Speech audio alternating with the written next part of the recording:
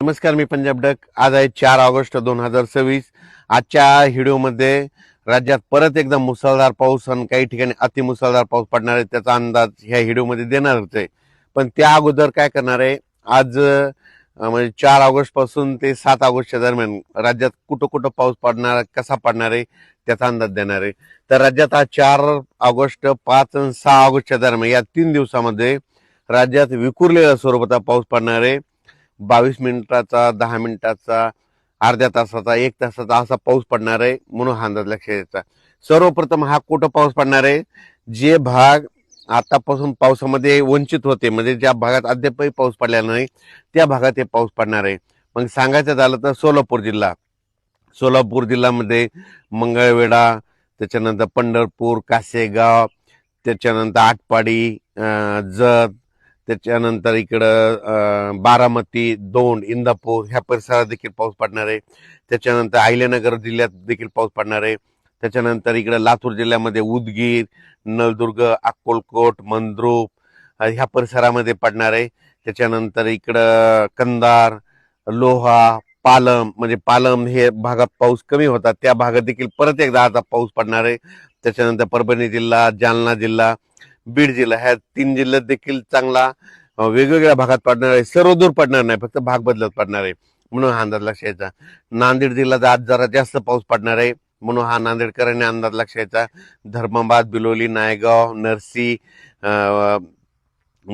त्याच्यानंतर वसंतनगर त्या भागात देखील पाऊस पडणार आहे. त्याच्यानंतर इकडे यवतमाळ जिल्ह्यात देखील आहे, अमरावती जिल्ह्यात आहे, अकोला जिल्ह्यात आहे, वाशिमकडे आहे, हिंगोलीकडे आहे, अकोला जिल्हा, बुलढाणा जिल्हा, जालना जिल्हा, जळगाव जिल्हा, जळगाव जिल्हा, परभणी जिल्हा ह्या परिसरात काय होणार आहे, दुपारनंतर ऊन पडेल आणि दुपारपर्यंत ऊन पडेल, दुपारच्या नंतर लगेच जोराचा पाऊस सुरू होणार आहे म्हणून हा अंदाज लक्षात.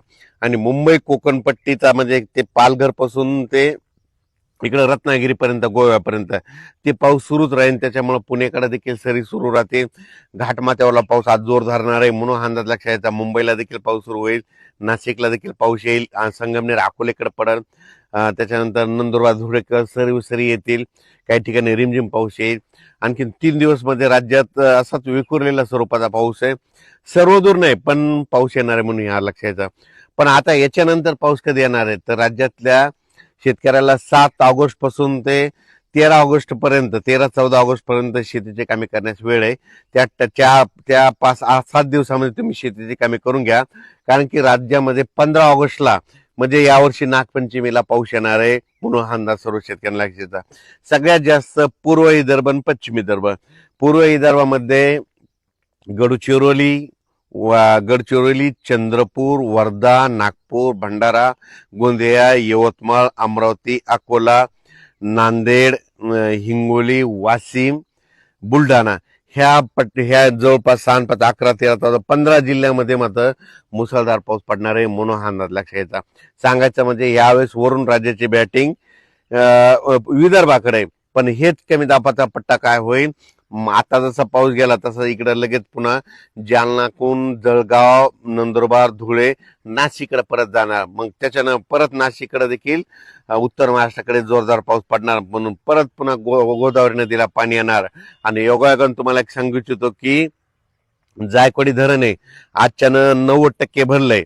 तर तुम्हाला सांगतो 90 आणि 93% झाल्याच्या नंतर ते सोडणार आहे. तर जायकवाडी धरणातले जे जी नदी आहे गोदावरी नदी, ती पैठण पासून पुढे निघते, ती नांदेड पर्यंत आहे. ज्यांच्या मोठे असेल तर चालू असल्या तर ठेवा, पण बंद असल्या तर काढून घ्यायची तयारी ठेवा, कारण की जायकवाडी धरणाचं पाणी कधीही सुटू शकते, कारण वरतून आवक चालू आहे. 93% झाल्याच्या नंतर हे जायकवाडी धरणाचं पाणी सोडू शकते म्हणून हे त्याचे आदेश येतील, तुम्हाला निर्देश देखील येते, त्या आदेशाचं पालन करावं म्हणून शेतकऱ्याला माझी विनंती. नदीकाठचे गाय गोटे असतील तर तुम्ही तुमचे आता ह्या 2-3 दिवस चरायला सोडू नका, कारण की कोणत्याही क्षणी पाणी सोडू शकतात आणि एखादं पाणी सोडलं तर आपल्याला लक्षात येत नाही, मोबाईलचे चार्जिंग नसल्यामुळं मेसेज कळत नाही, त्याच्यामुळे तुम्ही तुमचं सतर्क राहावे. त्याच्यानंतर सगळ्यात सांगायचं झालं तर ह्या पावसामध्ये 200 मिलीमीटर ते 250 मिलीमीटर पुन्हा एकदा पाऊस राज्यात पडणार आहे. ते 15 ऑगस्टच्या दरम्यान म्हणजे 15, 16, 17च्या दरम्यान ते पूर्व विदर्भातच पडणार आहे. म्हणजे नागपूर जिल्ह्यात देखील 200 मिलीमीटर पाऊस पडू शकतो. वर्धा, चंद्रपूर, नागपूर, यवतमाळ, अकोला, अमरावती. पुन्हा विशेष म्हणजे त्यानंतर अमरावती जिल्ह्यामध्ये मोर्शी एक तालुका आहे. त्या भागात मोर्शी, उरुड तिकडे थोडाफार या पट्ट्या पाऊसच पडल्या नाही. तर मोर्शी तालुक्यातल्या सर्व शेतकऱ्यासाठी आनंदाची बातमी की तुमच्याकडं ह्या पावसामध्ये 15 ऑगस्टचा जे पाऊस आहे ना त्याच्यामध्ये चांगला पाऊस पडणार आहे. मुसळधार पाऊस पडणार आहे. ओढे नाले देखील खळखळ वाहणार आहे म्हणून हा अंदाज लक्षात घ्यायचा. जळगाव जिल्हा, बुलढाणा जिल्ह्यातल्या सर्व शेतकऱ्याला सांगू इच्छितो, आता जसा पाऊस पडला परत एकदा तुमच्याकडे एकदा जोराचा पाऊस येणार आहे. म्हणून हा अंदाज पूर्वकल्पना म्हणून तुम्ही तुमचं शेतीची कामे करा, शेतीची तयारी करून ठेवण्याची तयारी ठेवा. त्याच्यानंतर विशेष म्हणजे येलदरी धरण येतं, त्या लाभ क्षेत्रातल्या शेतकऱ्याचे फोन आले, येलदरी धरण सिद्धेश्वर धरण आहे, तर आमचं येलदरी धरण सिद्धेश्वर भरेल का नाही.